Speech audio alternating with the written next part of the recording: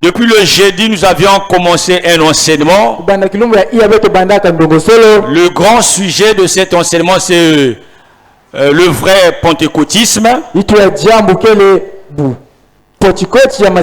Maintenant, le sujet principal, sinon le thème principal, c'est le vrai pentecôtiste.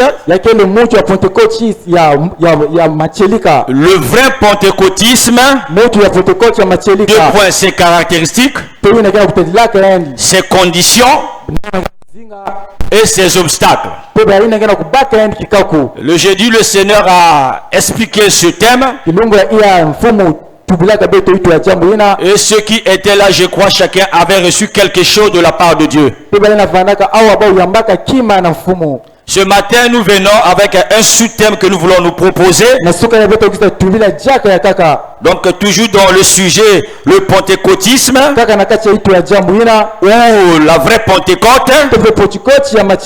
Alléluia. Amen. Le sujet que nous allons partager, c'est plutôt le thème que nous allons partager, c'est quelques conditions à remplir pour expérimenter la vraie Pentecôte.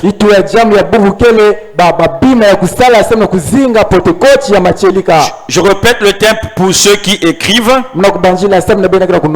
Quelques conditions à remplir pour expérimenter la vraie Pentecôte. Quelques conditions à remplir pour vivre la vraie Pentecôte. Quand nous parlons de la Pentecôte, nous parlons du baptême du Saint-Esprit. Nous parlons des manifestations des dons. Nous parlons d'une manière générale de l'équipement spirituel. Ces choses qui vont nous aider de bien servir le Seigneur. Pourquoi j'ai pris ce thème ce matin? J'ai constaté, sinon avec moi nous pouvons ensemble constater ceci. Il y a beaucoup de gens qui viennent dans les églises, qui servent même Dieu, qui sont appelés des chrétiens ou des disciples, mais qui n'ont pas encore expérimenté la Pentecôte. Alléluia. Amen. C'est des ouvriers, on peut même dire, qui sont dans le service de la maison du Seigneur, mais qui n'ont pas contemplé la Pentecôte, qui n'ont pas vraiment expérimenté la Pentecôte. C'est-à-dire ils servent Dieu, mais sans qu'ils contemplent la Pentecôte. Ils servent Dieu sans le baptême du Saint-Esprit. Plusieurs servent Dieu sans aucun don. Plusieurs sont dans la maison du Seigneur sans avoir l'onction sur eux. Or que l'onction nous a été donnée afin que nous soyons au service de Dieu. Donc à l'image de notre problématique ce matin, nous pouvons déduire ceci. On ne peut pas arriver de servir Dieu si on n'a pas été baptisé par le Saint-Esprit. Alléluia. Amen. On ne peut pas arriver de servir le Seigneur si nous ne sommes pas vraiment remplis du Saint-Esprit. On ne peut pas servir Dieu si on n'a pas l'onction sur nous. Alléluia. C'est ça qui fait que l'église du Congo devient une église faible. Ce qui fait la force de cette église, ce n'est pas notre zèle, ce n'est pas notre connaissance vis-à-vis de la parole de Dieu, mais c'est l'huile fraîche qui va être sur nous. C'est pourquoi vous regardez la première église. Ils étaient avec le Seigneur. Ils ont servi avec Jésus. Mais Jésus les enseignait 3 ans. Mais rien empêchait à cette église-là d'aller servir Dieu comme ça. Ils avaient la connaissance de la parole de Dieu. Ils connaissaient leur mission. Mais il y a quelque chose qui leur manquait. C'était le baptême du Saint-Esprit. C'était la Pentecôte. Alléluia. C'est pourquoi cette église était obligée d'attendre cette promesse dans la chambre haute. Ils ont passé 10 ans, 10 jours en train d'attendre la Pentecôte. Voilà la bonne nouvelle que je vais te donner ce matin. Nous voulons être des vrais serviteurs de Dieu, à l'image de l'église pentecôtiste, à l'image de l'église primitive. Alléluia. Cette église qui avait l'onction sur lui et qui avait opéré dans le surnaturel. Alléluia. Amen. Amen. Amen. Regardez la première vérité que je trouve dans cette problématique. Sinon dans ce grand thème que nous avions donné tout à l'heure. Qu'est-ce que je vois en premier lieu? Je vois ceci. Plusieurs personnes. Alléluia. C'est-à-dire que plusieurs personnes aujourd'hui se comportent comme la foule. Alléluia. C'est-à-dire qu'ils sont dans la maison de Dieu. Alors ils se comportent comme la foule. Lorsque on se comporte comme la foule, je t'ai dit la vérité. Nous ne sommes pas éligibles de recevoir cette onction-là. L'onction de Dieu n'est pas réservée à ceux qui sont dans la foule. Quand je parle de la foule, premièrement, je parle de toutes les personnes qui sont dans le monde, qui n'ont pas encore reçu le Seigneur. Et toi qui fréquente déjà les églises. Alléluia. Amen. Ces personnes-là, l'onction de Dieu n'est pas réservée pour eux. Alléluia. Amen. Donc on peut être dans la maison du Seigneur, mais si nous nous comportons comme des gens qui sont dans la foule, nous sommes disqualifiés de vivre cette onction. C'est pourquoi ma prière ce matin pour toi et moi, c'est quoi? Que nous ne puissions pas être comme les chrétiens qui vivent dans la foule, non. Alléluia. Amen. Mais que nous puissions être comme les véritables chrétiens. La deuxième catégorie de foule, c'est quoi? C'est des chrétiens qui ont reçu le Seigneur, qui vivent, je peux dire, qui font tout ce que Dieu leur demande. Malheureusement, ils vivent dans la distraction. Alléluia.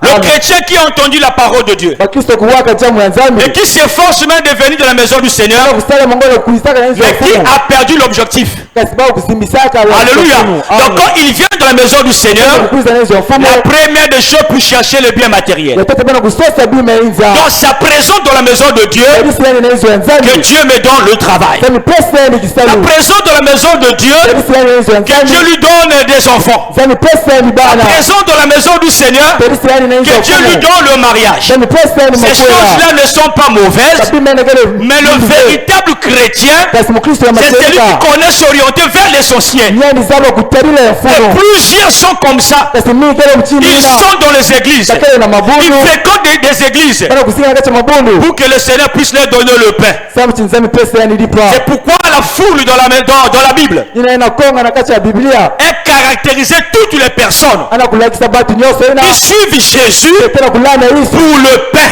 Alléluia. Amen. Donc lorsque un chrétien il suit Jésus seulement pour le mariage, il est dans la distraction. Est-ce qu'on peut dire amen?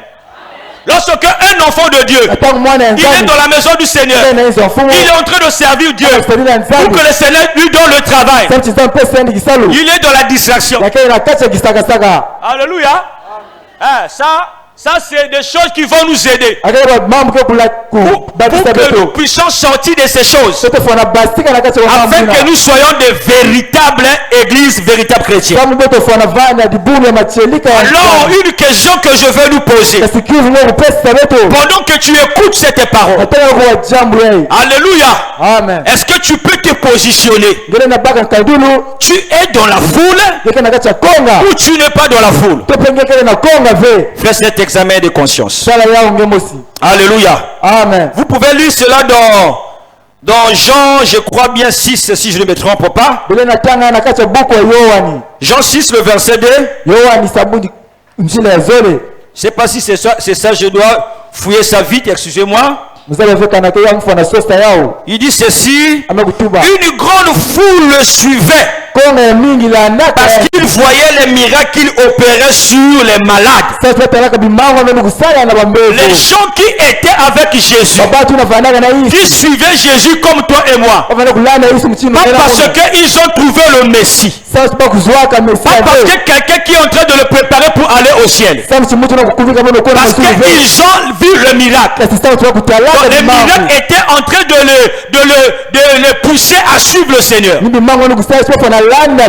C'est ce qu'on a dit tout à l'heure. Que les miracles, mon frère, ma soeur, ne sont pas priorité dans notre vie. Et lorsque nous venons dans la maison de Dieu, d'abord pour le miracle, d'abord pour le pain, d'abord pour le mariage, d'abord pour les enfants, nous sommes disqualifiés de vivre la Pentecôte. Parce que si tu vis ça, tu ne vas rien faire avec. Parce que toi, c'est qui t'anime, c'est de vivre c'est le miracle de Jésus. Alléluia. Amen. Deuxième vérité, je vois c'est quoi? Plusieurs toujours chrétiens qui viennent de la maison de Dieu, qui sont dans les départements, alléluia, amen, mais qui n'ont pas la passion dans leur cœur de vivre la Pentecôte. Lorsqu'il n'y a pas la passion, difficilement que nous puissions contempler ce que nous sommes en train de désirer. C'est comme quelqu'un qui veut se marier, il a la passion du mariage, il prie pour le mariage, il gêne pour le mariage, il peut aller voir des hommes de Dieu, prier pour moi, j'ai besoin de me marier. C'est ça la passion. Mais lorsqu'on n'a pas la passion pour la Pentecôte, nous allons être dans les églises bien aimées de Dieu, et nous n'allons pas contempler la Pentecôte. Lorsqu'il n'y a pas la passion pour la Pentecôte, il n'y a pas aussi la manifestation de la Pentecôte dans ta vie. Alléluia. Donc tu peux bien servir Dieu. Je sers Dieu. Gloire au Seigneur, c'est une bonne nouvelle.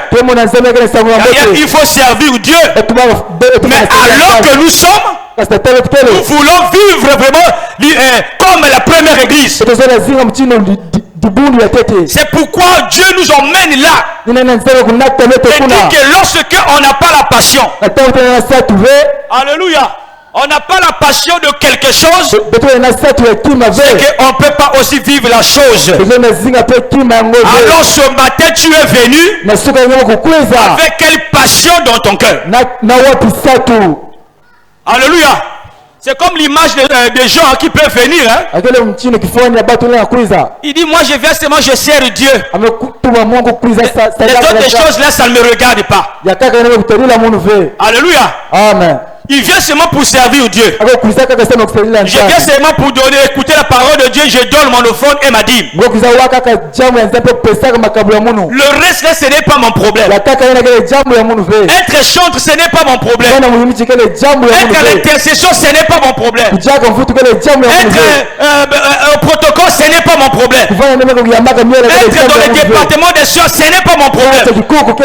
La personne n'a pas la passion. Alléluia. Dieu aussi ne peut pas le donner l'option pour servir dans sa maison. Alléluia. C'est pourquoi je te dis, mon frère, ma soeur, là où nous sommes, nous voulons avoir la passion. Amen. Amen. Alléluia. Amen. C'est clair, non? La troisième vérité. Je vais aller vite pour que nous puissions résoudre notre point. Les 4 conditions. Beaucoup beaucoup de chrétiens. Alléluia. Amen. Que vous voyez là, après quelques temps, il s'éloigne de la chambre haute. Alléluia. Amen. Beaucoup de chrétiens sont comme ça. C'est un chrétien, soi-disant disciple, mais qui s'éloigne de la chambre haute. Et quand je parle de la chambre haute, je parle de la maison de Dieu. Je parle des départements et des ministères. Je parle de l'église locale. Parce que la première église ici, elle a contemplé la Pentecôte. Tous ils étaient dans la chambre haute. Donc lorsque toi et moi, nous disons que Seigneur, nous voulons recevoir la Pentecôte. Je veux être baptisé par le Saint-Esprit. Mais si nous éloignons de la présence de Dieu, si nous nous éloignons de la chambre haute, nous sommes disqualifiés de vivre la Pentecôte. Alléluia. Amen. Si tu t'éloignes, c'est que tu es disqualifié. Si tu t'éloignes de la Pentecôte, tu es disqualifié. Bon, je peux prendre quelqu'un qui s'est éloigné de la Bible que nous connaissons bien tous. Judas faisait partie de gens qui ont été choisis par le Seigneur, qui ont écouté les enseignements de Jésus, qui ont quand même fait la mission dans Luc 9 et Luc 10. Il a fait la mission comme tout le monde. Et dans la chambre haute, il y a eu 120 dans la chambre haute. Judas n'était pas là-bas. Judas a manqué la Pentecôte. Alléluia. Malgré il était disciple, malgré il a entendu l'enseignement de Jésus, malgré il était formé par Jésus, vu qu'il s'est éloigné de la chambre haute, il a manqué la Pentecôte. Et plusieurs sont dans les églises comme ça, qui veulent le baptême du Saint-Esprit, mais ils sont loin de la Pentecôte, loin de la chambre haute. Et tant que la Bible nous dit ceci, en Hébreu 10, le verset 25, il dit: n'abandonnons pas notre assemblée, comme c'est la coutume de quelques-uns. On a mis dans cette saison, s'il y a des gens qui ont abandonné l'assemblée, mais toi et moi n'abandonnons pas. N'abandonnons pas la chambre haute, n'abandonnons pas la maison de Dieu, n'abandonnons pas les ministères, n'abandonnons pas l'église locale, parce que l'onction que nous sommes en train d'attendre, elle vient nous rencontrer dans la chambre haute. Vous voyez, non? Comment beaucoup de gens cherchent l'onction, mais vous avez abandonné la chambre haute. Le secret du baptême du Saint-Esprit de cette église-là, c'était la promesse qu'ils ont entendue par le Seigneur et la persévérance dans la chambre haute. Alléluia. Amen. C'est ça le secret.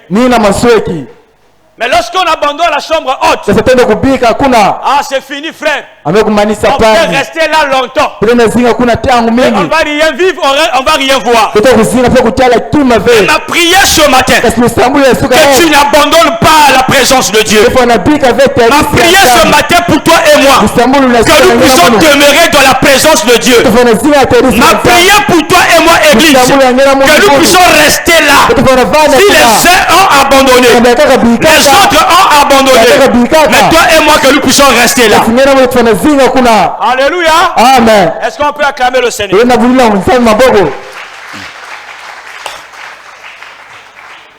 Écoutez ce que l'Apocalypse nous enseigne. Je lis seulement vite, hein? Le verset 4. Comme il...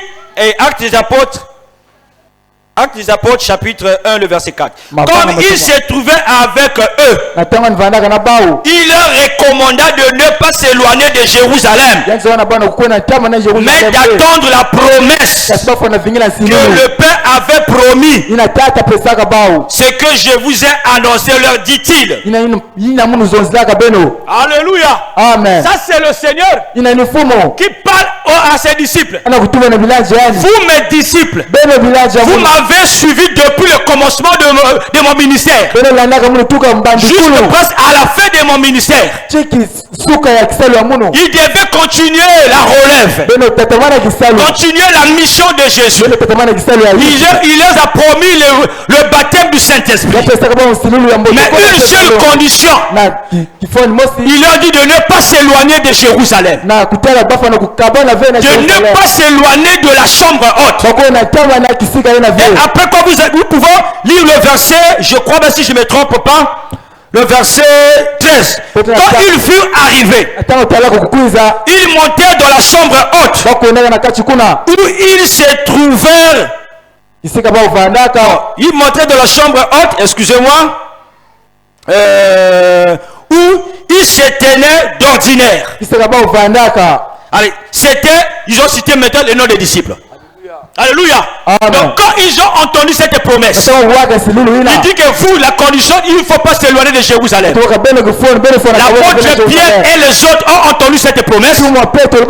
Ils sont allés attendre cette promesse. Pas dans leur maison, pas dans leur travail là-bas, pas peut-être dans les bars et dans le VIP. Il y a un lieu propice pour que toi et moi nous puissions attendre la Pentecôte. Et c'était la chambre haute. Pour toi et moi, c'est la maison de Dieu. C'est ton département, c'est ton ministère. C'est l'église locale. Et alléluia. Amen. C'est la présence de Dieu. Quatrième raison. Alléluia. Amen. Qui fait que cette église-là ne puisse pas vivre la Pentecôte. Toujours plusieurs chrétiens ont abandonné la prière. Ils sont nombreux et nous sommes nombreux. À cette époque-là, Christ les a dit d'attendre. Mais au lieu qu'ils attendent, voilà, ils ont abandonné la prière. Mon frère, ma soeur, quand on abandonne la prière, on se disqualifie de vivre la Pentecôte. Combien de gens qui ont abandonné la prière dans les ministères? Combien de gens qui ont abandonné la prière, même personnelle, ou la prière collective? Les gens qui ne prient plus, mais qui sont dans la maison de Dieu. Ils prient que lorsque nous sommes à l'église, mais lorsqu'il est à la maison, il ne fait rien avec la prière. Voilà cette église-là. Voilà ces personnes-là qui abandonnent la prière et qui sont disqualifiés pour vivre la Pentecôte. Alléluia. Je vais aller seulement vite. Sinon, il y a beaucoup de choses à dire. Okay, on peut prendre même ces vérités-là comme un enseignement. Mais j'ai voulu donner ça comme ça pour essayer un peu d'éclairer, d'introduire bien le message. Alléluia. Pour que nous puissions déjà connaître des choses qui peuvent nous empêcher de ne pas vivre la Pentecôte. La promesse de la Pentecôte, c'est pour toi, c'est pour tes enfants. Et par la foi, nous sommes en train de dire que nous sommes une église pentecôtiste. Ce qui va faire que toi et moi, nous soyons cette église-là. Le nom de la Pentecôte. Parce qu'on enlève la Pentecôte, on ne peut pas être une église pentecôtiste. Amen. Amen. Maintenant, on prend notre point maintenant. 4 vérités pour vivre ou expérimenter la Pentecôte. 4 conditions. 4 conditions, excusez-moi. Tous ces 4 cas, donc, c'est resté dans ma tête. 4 conditions à remplir pour expérimenter la Pentecôte. 4 choses que toi et moi nous devions chercher pour expérimenter la Pentecôte. La première des choses. C'est facile, hein? Qui veut vivre la Pentecôte? Non, qui veut être baptisé par l'Esprit du Seigneur? Ah, il n'y a que le frère là-bas. Les autres là ne veulent pas. Oh, c'est pas bon. Oh, c'est pas bon, c'est pas bon. Alléluia. Amen. C'est pas bon, il faut aimer ça. Je répète. Qui ce matin veut expérimenter la Pentecôte personnelle? Alléluia. Amen. Tu veux, non? Regardez la première des choses. Si tu veux expérimenter la Pentecôte, la première des choses c'est quoi? C'est il faut apprendre à suivre Jésus comme les 12 disciples. Alléluia. Amen. Il faut suivre Jésus comme ses apôtres, comme les disciples. Alléluia. Amen. Si on ne suit pas Jésus comme les disciples, mon ami, tu ne vas pas recevoir la Pentecôte. Parce que la Pentecôte n'est pas réservée aux gens qui sont dans la foule. Je sais qu'on a dit non. La Pentecôte est pour les disciples. Donc lorsque on n'est pas disciple de Jésus, viens pour toi dans la maison de Dieu. Serve pour toi le Seigneur. Alléluia. Donne pour toi les dîmes et les offrandes. Et pour toi un bon témoignage. Alléluia.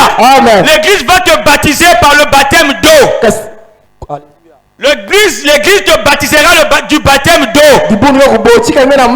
Non, c'est qui concerne le baptême du Saint-Esprit. Le baptême est réservé aux disciples de Jésus. Pourquoi le Saint-Esprit connaît les disciples de Jésus? Il connaît ceux-là qui ne sont pas les disciples de Jésus. Si la foule peut suivre le Seigneur pour le pain, le disciple suit le Seigneur pour l'amour qu'il a vis-à-vis de Dieu.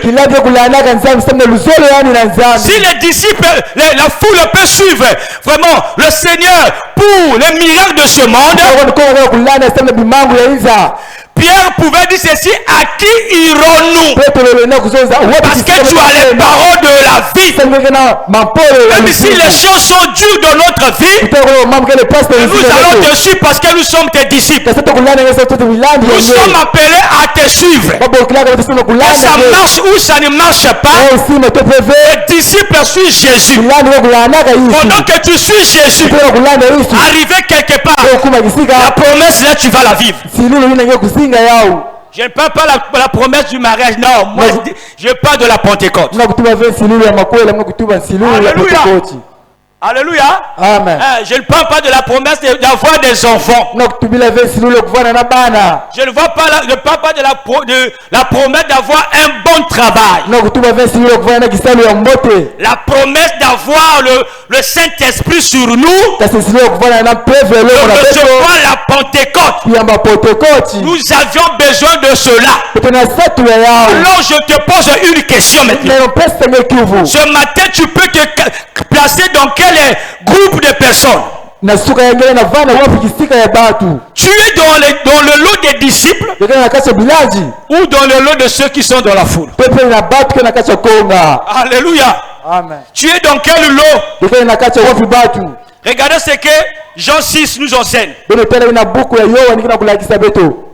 Jean 6, le verset 66, 7 et le verset jusqu'au verset 70. Regardez ce que la Bible enseigne. Jésus donc dit aux 12: et vous, ne voulez-vous pas aussi vous en aller? Simon Pierre lui répondit: Seigneur, à qui irons-nous? Tu as les paroles de la vie éternelle. Et nous avions cru, et nous avons connu que tu es le Christ, le Saint de Dieu. Jésus leur répondit: n'est-ce pas moi qui vous ai choisi, vous les 12? Je m'arrête par là.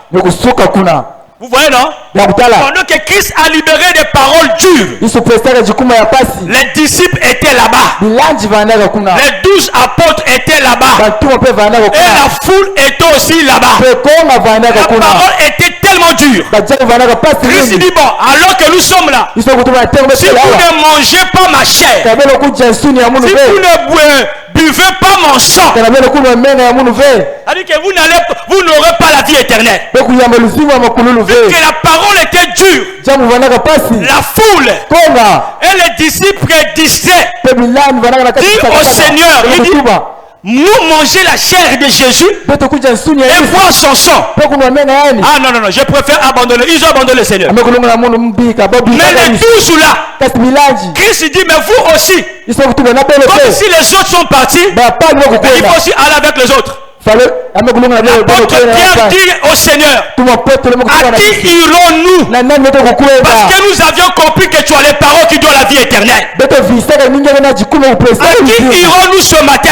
Christ a la puissance de te baptiser du Saint-Esprit. On ne cherche pas le Saint-Esprit ailleurs. Le baptême du Saint-Esprit n'est pas ailleurs. Tout est dans la présence de Dieu. Et c'est l'Esprit du Seigneur qui vient confirmer cette parole.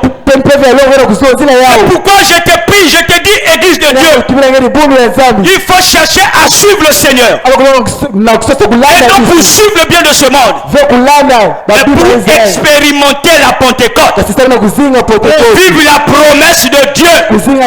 La promesse est pour toi, la promesse est pour moi, la promesse est pour nos enfants et pour les enfants de nos enfants, jusqu'à ce que le Seigneur reviendra pour l'église. Le Seigneur a besoin des disciples. Des disciples accomplis qui vont être comme leur maître.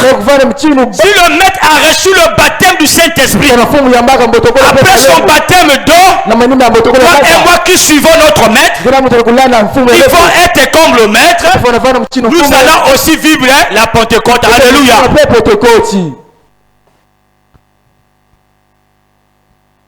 Donc si on ne voit pas le baptême du Saint-Esprit dans les églises, par rapport à ce point-là,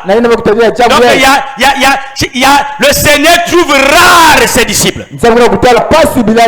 C'est que les disciples sont devenus des pièces rares dans l'assemblée des saints. Où es-tu, toi qui se proclame disciple? Moi qui se proclame disciple. Christ a besoin dans cette saison de trouver des vrais disciples, des disciples accomplis. C'est lui qui va être comme Christ. Alléluia. Amen. Mais je crois, à la fin de ce message, non, chacun va bien se positionner. Et nous allons faire ce qui est bien pour que nous soyons des véritables disciples du Seigneur et recevoir cette onction. L'onction, c'est pour toi, c'est pas seulement pour les apôtres, non. C'est aussi pour toi. Amen. Amen. Deuxième condition. Alléluia. Amen. Deuxième condition qui peut nous emmener de vivre la Pentecôte, c'est la passion dans nos cœurs expérimenter la Pentecôte. Alléluia. Amen. La passion, la soif, le désir, avoir faim, avoir envie du baptême du Saint-Esprit. Lorsqu'il n'y a pas la soif, lorsqu'il n'y a pas la passion dans le cœur, on va être dans les églises, on va dire, il faut que Dieu me baptise. Et quand il trouve dans mon cœur, il n'y a pas la passion, il n'y a pas aussi la Pentecôte. Vous voyez, non? Mais cette première église, il y avait la passion dans leur cœur. C'est pourquoi après avoir écouté la parole, après avoir écouté cette promesse. Vu que la passion était dans le cœur, personne n'a abandonné la chambre haute. Ils sont tous allés ensemble dans le même lieu et attendre ça. Le fait de rester ensemble, ça montre leur passion. Voilà les gens qui veulent le baptême du Saint-Esprit aujourd'hui dans les églises, mais qui n'ont pas la passion. Il faut désirer. Quelque part, l'apôtre Paul est en train de dire à cette église de Corinthe, il dit ceci: aspirez au don du Saint-Esprit. Alléluia. Mon frère, si tu n'aspires pas, tu vas rester là. Les autres qui aspirent, ils expérimentent la Pentecôte, mais toi et moi, assis tranquillement, alléluia. Au lieu d'aspirer, ce n'est pas mon problème. Moi, je ne gère pas ça. Je viens seulement, je donne ma dîme, j'écoute la parole de mon frère. Tu vas être un chrétien limité dans ta vie. Amen.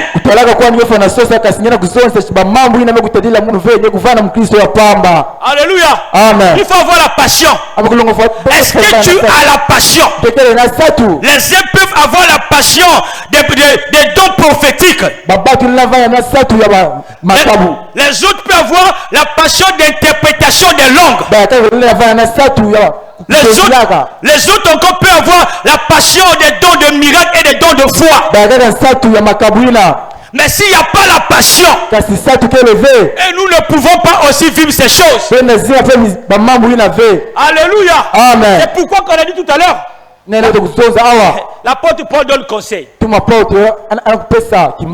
je vais lire ça pour que ce ne soit pas que non. Est-ce que ce que le frère l'a dit aussi c'est vrai? Je peux prendre 1 Corinthiens chapitre 12, le verset, je crois bien, 31, si je ne me trompe pas. Oui, 31. Il dit ceci: aspirez aux dons les meilleurs. Je prends encore 1 Corinthiens chapitre 14, le verset 1. Recherchez la charité. Aspirez aussi aux dons spirituels, mais surtout à celui de prophétie. Ça c'est Paul qui l'a dit. Je peux encore continuer le verset 39 encore. Il dit ceci: ainsi donc, frères, aspirez aux dons prophétiques et n'empêchez pas de parler en langue. Voilà le conseil de Dieu fait ce matin.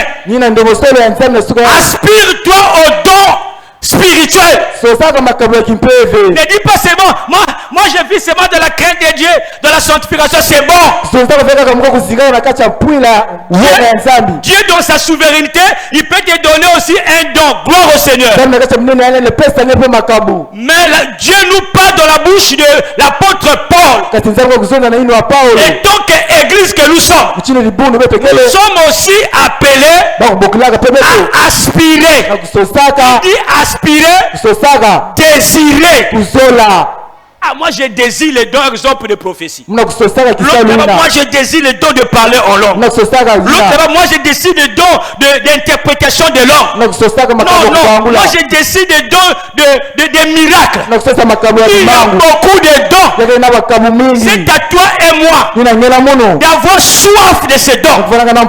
L'église n'a plus soif des dons, mais elle veut vivre les choses surnaturelles. Lorsque l'église manque des dons, nous sommes privés de voir beaucoup de choses. Mais c'est des choses que Dieu a données à l'église. Les dons que Dieu a donnés à l'église, c'est pour l'édification du corps de Christ. Donc lorsque l'église n'a pas de dons, l'église manque d'édification et manque de consolation. Alléluia. C'est pourquoi je veux lui challenger ce matin. Que chacun soit animé dans son cœur. Alléluia. De chercher de recevoir un don. Sinon on va voir le frère qui est en train de manifester les dons. Mais comme toi et moi on ne manifeste rien. Il y a des signes qu'on a chaque fois parce que tu n'as rien. Mais lorsque nous sommes dans la maison de Dieu, Dieu est là. Et il y a des manifestations, des choses qui vont s'accomplir dans notre vie. C'est pourquoi la première église église, voyez comment ils servaient Dieu. Hein? Ils opéraient dans le surnaturel. Parce qu'ils étaient conscients de ce qu'ils avaient. Alors, qu'est-ce que tu as dans ton cœur? Est-ce que tu as la soif dans ton cœur? Le Seigneur viendra ajouter en toi, mon frère, ma soeur, s'il trouve l'essentiel. Alléluia. Amen. Le Seigneur viendra te donner quelque chose pour travailler dans sa maison. Si tu as l'essentiel. L'essentiel pour toi et moi, la soif des dons. Alléluia. La passion des dons. Le désir des dons. C'est le minimum que Dieu te demande. Il ne te dit pas que tu commences à prophétiser. Non, non, non. Est seulement soif. Est seulement faim. Est seulement le désir. Les dons dans ton cœur. Le Seigneur viendra accomplir. Comme si l'église est devenue sec. Il n'y a pas de dons. Alléluia. Amen. Je ne parle pas de notre église. Hein. Je parle d'une manière générale. Les églises sont privées de ces dons parce que Dieu ne trouve pas la passion dans les cœurs des gens qui cherchent les dons. Oh, la passion. La passion. Ah, faut moussala, faut mubuta, faut mukwela. Tout ça, ça c'est la passion qui est en train de brûler dans notre cœur. Mais la passion de recevoir les dons, ça ne se trouve pas dans le cœur. C'est pourquoi lorsque quelqu'un manifeste les dons, jalousie, tout ça parce que tu n'as rien. Parce que je n'ai aussi rien. Alléluia. Mais si moi j'ai quelque chose, mon frère aussi a quelque chose, ma soeur aussi a quelque chose, il travaille avec ce que Dieu l'a donné, je travaille avec ce que Dieu m'a donné, c'est fini. Mais on va se bousculer là. Ça c'est ma place, pousse. Oh, parce qu'on n'a rien. L'église primitive, lorsqu'ils ont reçu ces dons-là, personne n'est resté dans la chambre haute. Hein? Alléluia. L'apôtre Paul devait rester comme ceux-là. L'apôtre Paul, Matthieu, André, Philippe, Jacques, Barthélemy, Ananias et Matthias et les autres devaient rester. Mais lorsqu'ils ont reçu, et les responsables, et les ouvriers, et la foule, tous dehors. Maintenant, qui va dire que non, quitte là, moi je suis apôtre. Oui. Des problèmes qu'on a, parce que nous sommes assis sur place, on ne bouge pas, c'est pourquoi on se bouscule.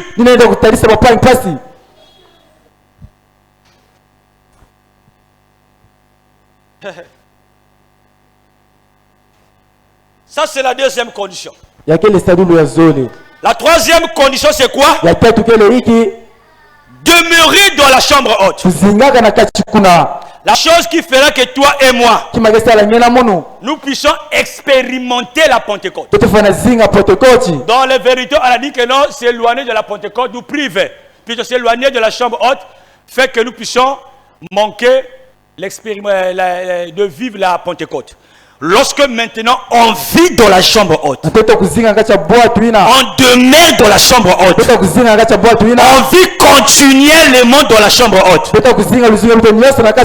Alléluia. C'est là où il faut attendre la promesse. Alléluia. Amen. Mais beaucoup ne demeurent plus. Ils veulent le baptême du Saint-Esprit. Mais comme cette église, ils ne demeurent plus. Écoutez, acte qu'on a lu tout à l'heure, acte 1. 12 et 13, je dois lire rapidement. Excusez-moi s'il vous plaît. Nous voulons être comme vraiment cette église. Acte 1, le 12 qu'on a lu. Alors, ils retournèrent à Jérusalem, de la montagne appelée des Oliviers, qui est près de Jérusalem, à la distance d'un chemin de sabbat. Quand il fut arrivé, il montait dans la chambre haute où il se tenait d'ordinaire. Alléluia. Alléluia. Je peux prendre même le verset 14 même. Tous d'un commun accord persévérer. Alléluia. Là aussi c'est un autre point. Je prends acte 2, le verset 2. Le jour de la Pentecôte, ils étaient tous ensemble dans un même lieu. Ils étaient là. Ils ont persévéré pendant 10 jours. Ça c'est pour cette église. 10 jours dans la persévérance. Le premier jour, ils ont prié, Seigneur, nous voulons être baptisés pour faire la mission. Rien. le ciel était fermé pour eux. Le deuxième jour, la même chose. Troisième jour, la même chose. Quatrième jour, la même chose.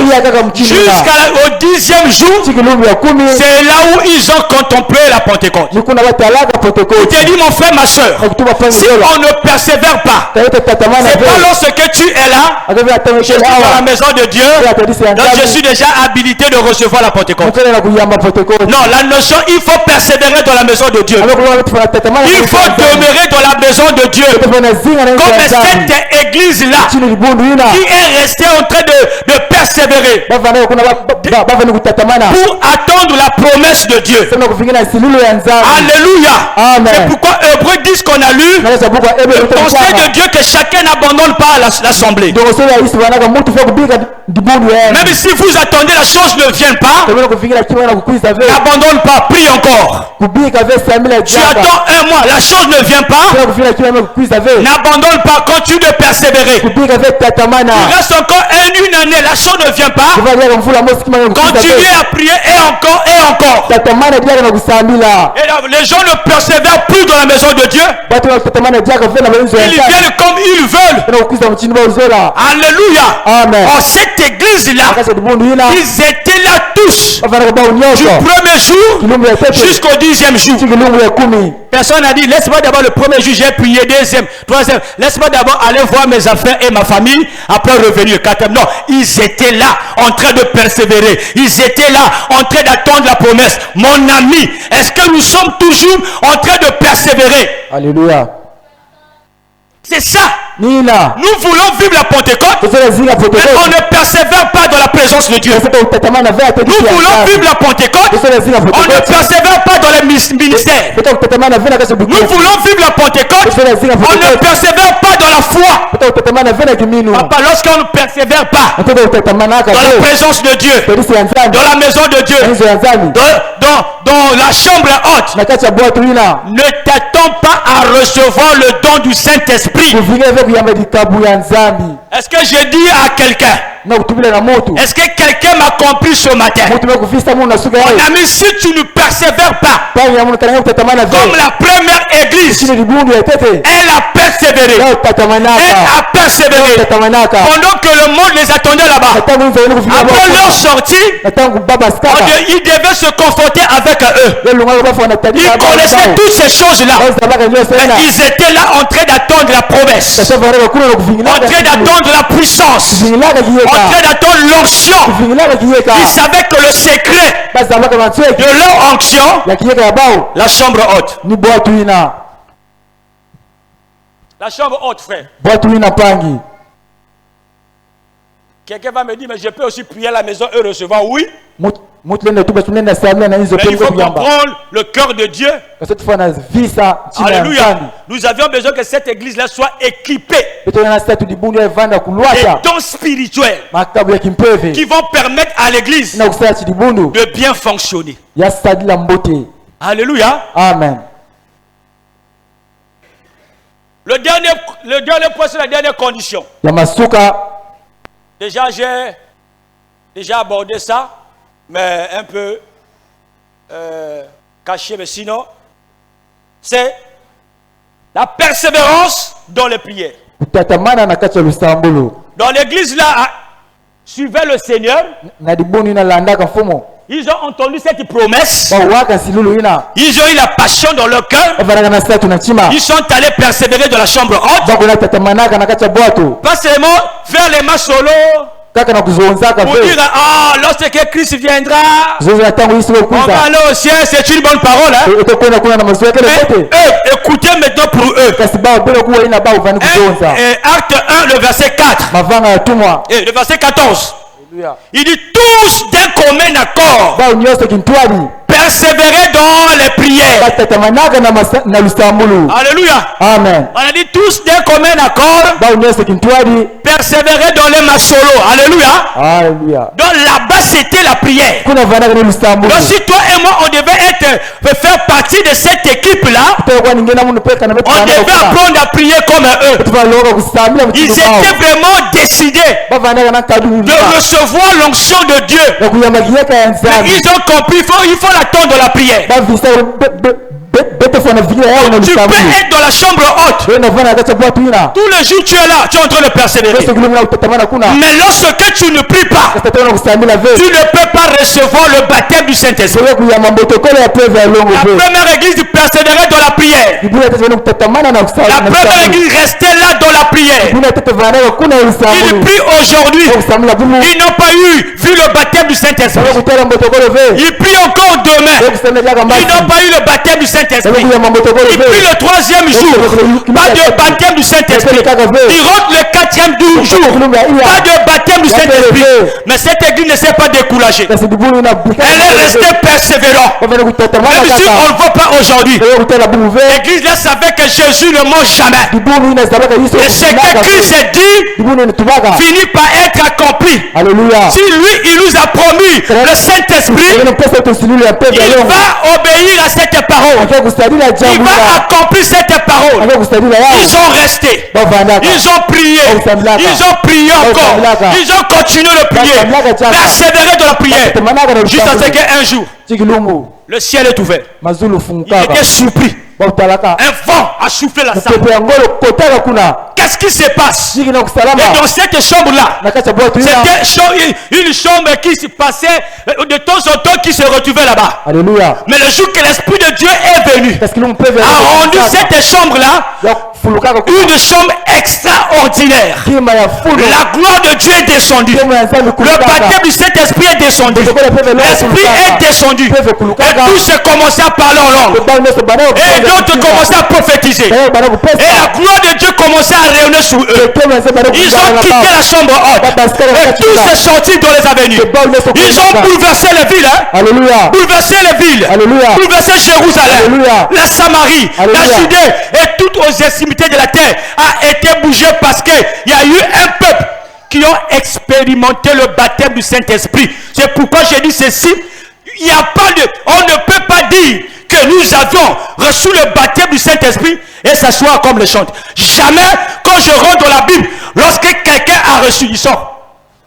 Alléluia. Alléluia. Amen. Quelqu'un a reçu, il sort.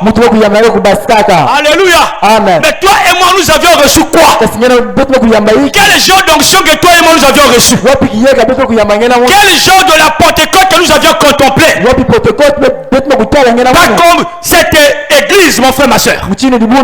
L'église a accompli sa raison d'être.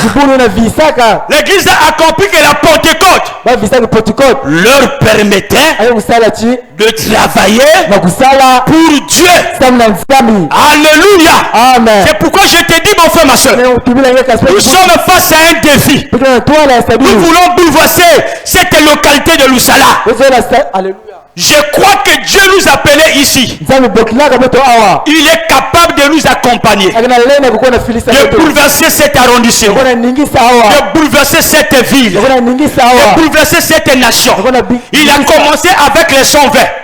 Après, c'est toutes les nations qui ont été bouleversées. Alléluia. Et ce Dieu ne change pas dans sa façon de faire. Et aujourd'hui, tu es le choix de Dieu. Dieu compte sur toi et moi pour bouleverser cette nation. Dieu compte sur toi et moi pour bouleverser cette nation.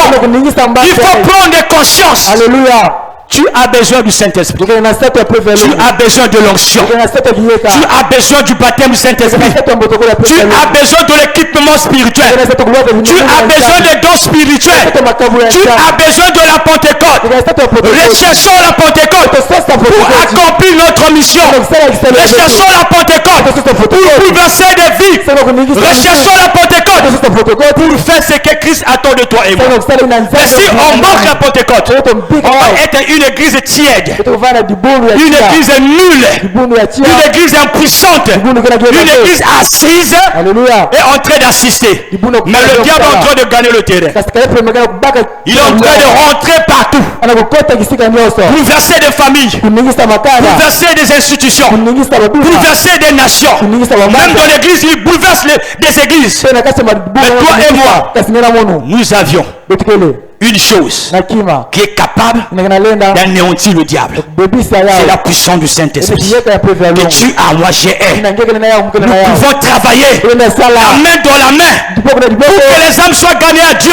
Mais comment est-ce que ces personnes, mon frère, peuvent parvenir au salut s'il n'y a pas quelqu'un qui va les parler? Mais on ne peut pas les parler avec la connaissance simple. Alléluia. Mais nous avions besoin que cette connaissance soit accompagnée d'une onction. Que les chants qui vont chanter avec l'onction, le modérateur modère avec l'onction, le prédicateur prêche avec l'onction, le protocole avec l'onction. Une église accompagnée de l'onction